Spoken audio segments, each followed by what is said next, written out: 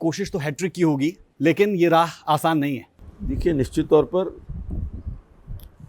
जो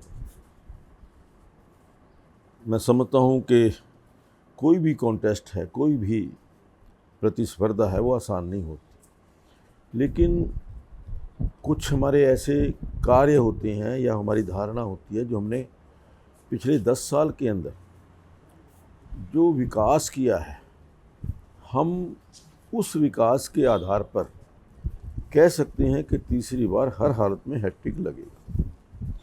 यहाँ पंचकूला की जनता के बीच में हमने जिस प्रकार 10 साल उनके बीच में रह कर के सेवा की है और जो विकास के कार्य किए हैं, वो विकास के कार्यों की एक ये लिस्ट मैंने एक किताब जारी की है जिसमें 121 काम हैं।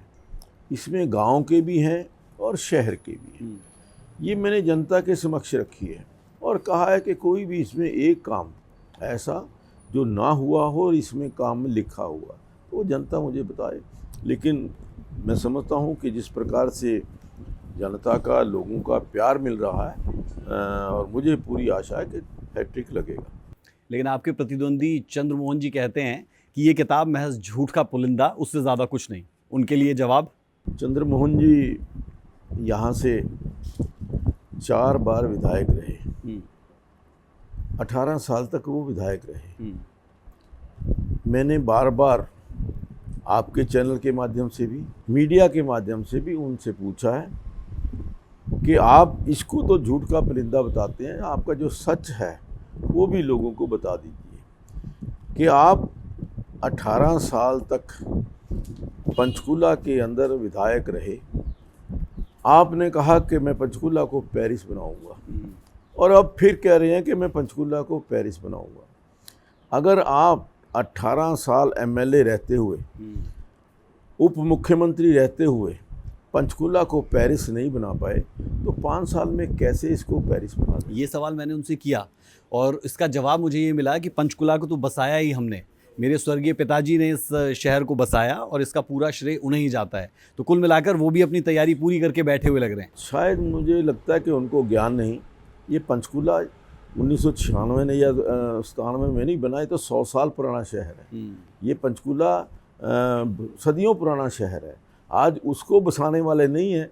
मैं समझता हूँ कि जो यहाँ पंचकूला जिस प्रकार से 2014 के बाद डेवलप हुआ है, मैंने उनसे कहा कि आप उनको डिबेट पर बुलाइए किसी समय, मैं उनके आमने सामने से जरा। आप तैयार हैं इस डिबेट के लिए?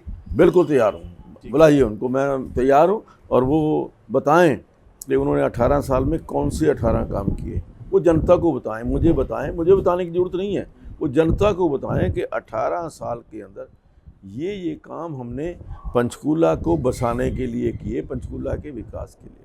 तो ये आप ओपन चैलेंज दे रहे हैं उन्हें कि वो आएँ और आपके साथ डिबेट करें? मैं समझता हूँ कि वो जो कांग्रेस, जो पूरी की पूरी कांग्रेस आज झूठ का सहारा लेकर के सत्ता में आना चाहती है और उसी प्रकार का झूठ वो जो जिस प्रकार से बोलते हैं, शायद मुझे लगता है कि उनकी धारणा है जो उनका लोगों के प्रति 5 साल वो यहाँ पर नहीं आए।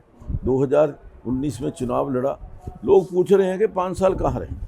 5 साल के बाद आज चुनाव के अंदर आ गए। आप भी यहाँ पर घूमते रहे, आपका चैनल यहाँ रहा है।